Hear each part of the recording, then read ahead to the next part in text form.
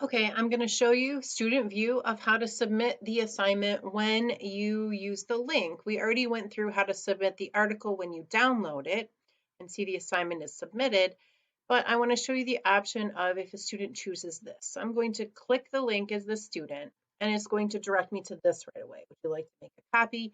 Yes, I want to make a copy. As soon as I do that, it is going to open the document. It's going to say copy of the article. That doesn't really matter. You can have students change it. I don't really bother with that. And again, students are going to be able to put their answers to whatever questions you have, fill out the document however you want. And I'm just going to answer this. Now, if I'm the student and I'm finished, okay, I'm going to click share.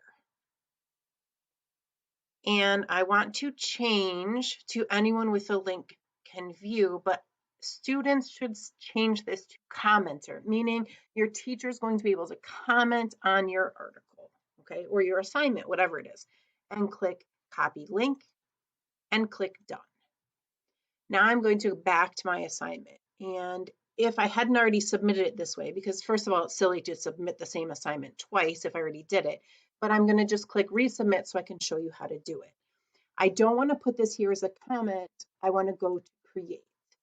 And I can just simply copy. I'm going to use Control V, copy and paste the link in.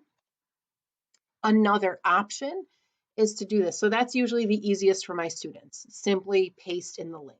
You can do this, add the link this way, insert it, and it's going to tell you have to add a title. So, and I just will type article and insert. Then I'm only going to get this little link here. This is fine, and usually I just have my students do it this way. And then I'm going to click submit. It's going to show that I have a second submission. Okay, so first submission was submitting by downloading and then uploading. Second submission was by opening a Google Doc and then submitting the link.